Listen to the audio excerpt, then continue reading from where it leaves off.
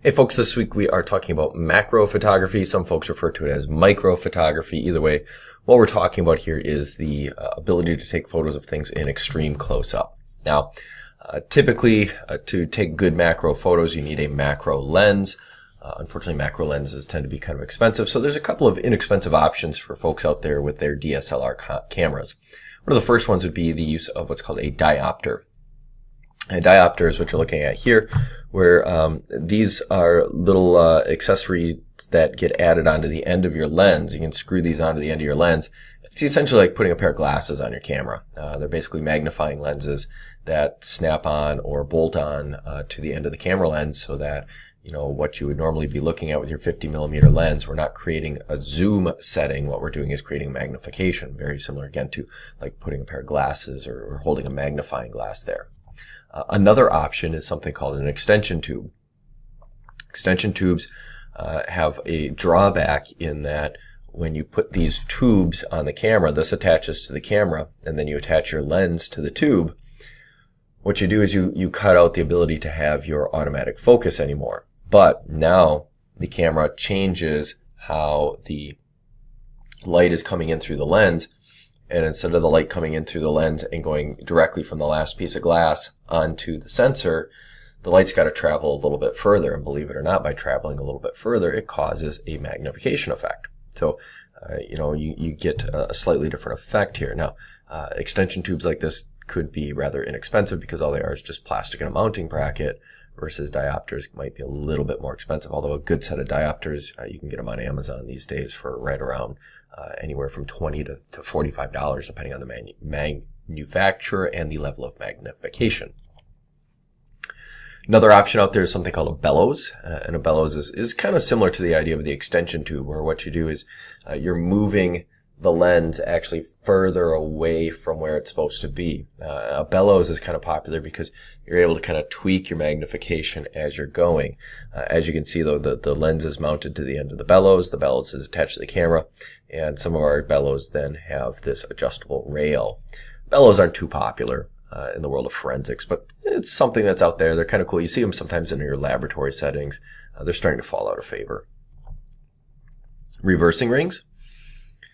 The idea here is you put the reversing ring on the camera, and this allows you to mount the lens of the camera on backwards. Literally, you put the camera lens where the part that should be facing out, you attach it to the camera. It's basically like looking through a pair of binoculars backwards. I'm sure as little kids, you had a pair of binoculars, you're looking at them, it's all cool. You flip them upside down, you look at them through the backwards, and suddenly now it creates a different form of magnification. So instead of seeing something far away, it causes it to change. So we can do the same thing with our camera lenses.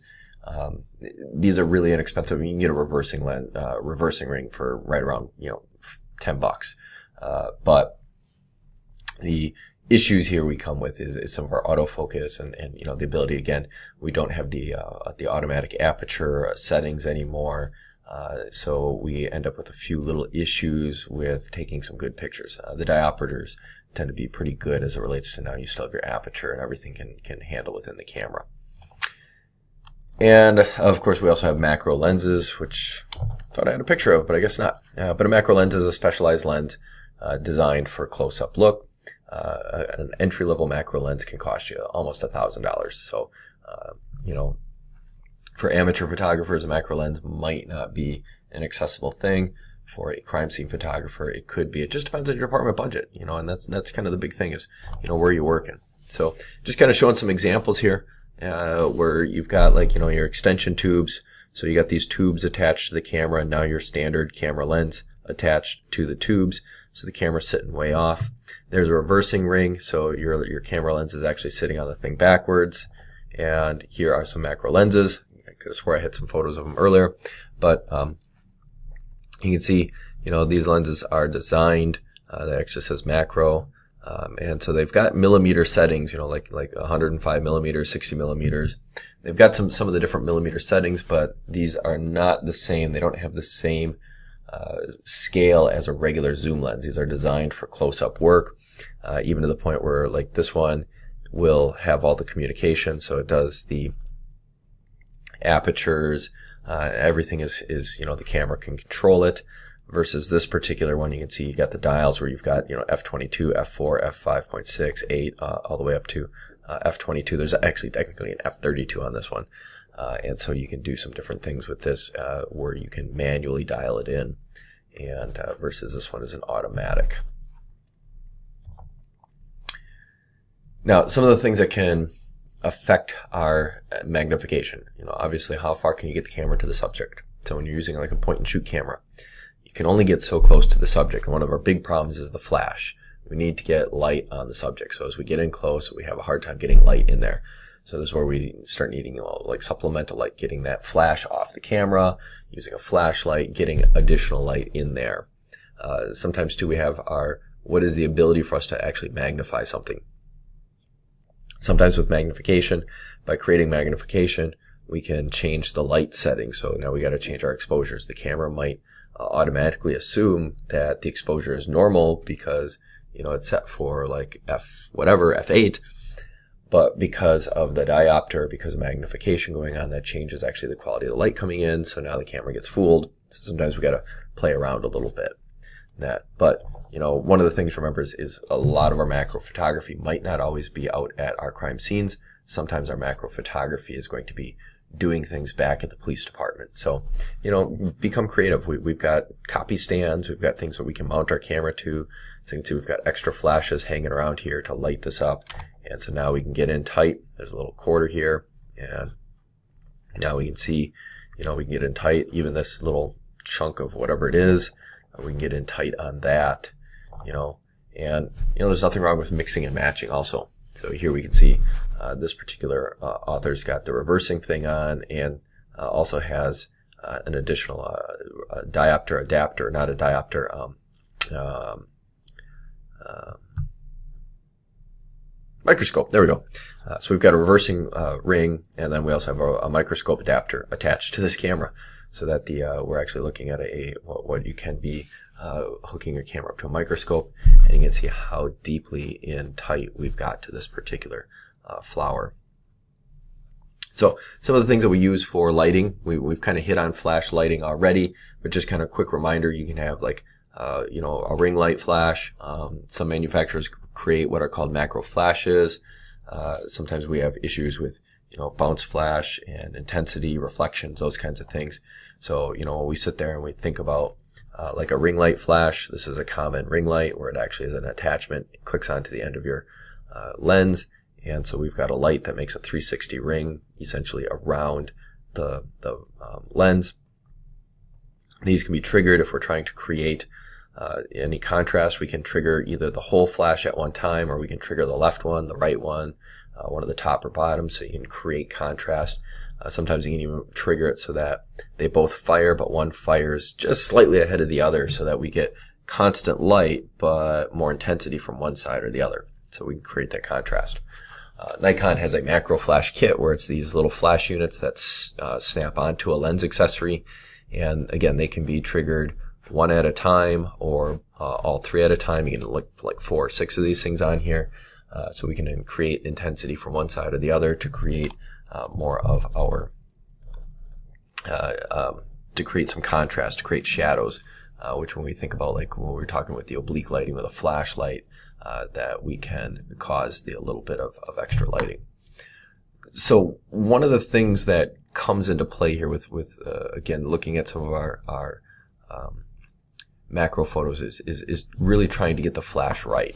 And so here we're kind of walking through. I stole this from a different photography book, but this is actually a pretty good example where we've got a piece from a machinery that's damaged, and so trying to get a close-up of it, and you can see having the flash on the camera is not working.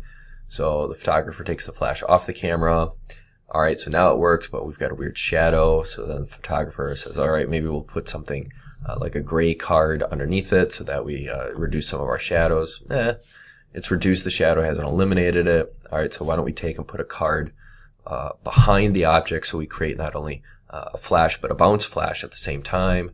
Hey, look at that. That killed some of the shadow, but not 100%. How about what if we get the object up off of the tabletop? So we put it up on a block with a glass setting. So again, now the flash is going to be going on our object. Look, the shadow vanished from us, but it's still there. All right, let's try something a little different. Instead of a white background, maybe a yellow background. We can try some different things, that'll help bring out some of the details in this piece of machinery. Didn't really do much for us. How about we just eliminate the idea of having a shadow by putting a black background down? Hey, look at that, no shadow anymore. Our part is just bang, right there. So we've kind of hit on oblique lighting before, but just remember, we can take our camera's flash off with our SLRs, create that oblique lighting, and that'll help with some of our ability to see things. So for that, we will use like flash cables. There are some remote triggered units these days. So it's like a Bluetooth type device where the camera sets, has an attachment, and your flash is attached to a receiver unit. So you've got your senders and your receivers. Different manufacturers have some different ones. So what we're able to do here now is send out a signal to set off those flashes. And so what we can see here is having the flash at one angle where you're looking flat down at it. And this is basically using like a ring light flash. We get some detail here. You can read this. Now let's try and light it from the side, giving some more of oblique lighting. And look at how much more detail we get actually because that oblique lighting created some contrast for us.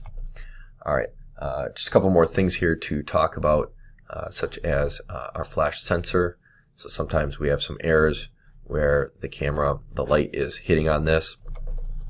So again, if we put like a card or something behind the object, we can create a bounce flash that shuts down some of that issue. One other thing that we tend to see commonly used in our close-up photography is something called axial lighting.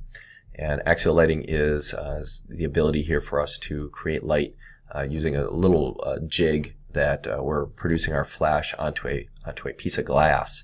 And we illuminate the piece of glass and then that piece of glass illuminates an object inside of a box. So we can actually create our own little jigs. There's little templates you can download and fold up and whatnot. You can buy axial lighting kits too. And so essentially what we're trying to do here is create our light source going straight across. It lights up this piece of glass, which then causes our camera to shoot through the light and down at an object. And that's how we get some of our really good details on something like, say, bullet casings and whatnot. And we actually have little jigs and setups that we do for getting this. Just remember, when we get in close, we also are going to add in scales. So think about some of the forensic scales you have out there, making sure that they're non-reflective type surfaces. So we've got, ones that are made out of plastic. There are some metal ones. We've got the L-shaped ones, the straight ones, whatever they may be. The idea here is that we are trying to get that object locked in for how big it is or actually how small it is so we can get an accurate measurement. All right, so that is the information I would like to share with you this week in the form of this recorded lecture. If you have any questions, as always, feel free to stop out and talk to me at the Public Safety Training Center. Give me a phone call or shoot me an email. I'm always willing to answer questions. Otherwise, I will talk with you next week.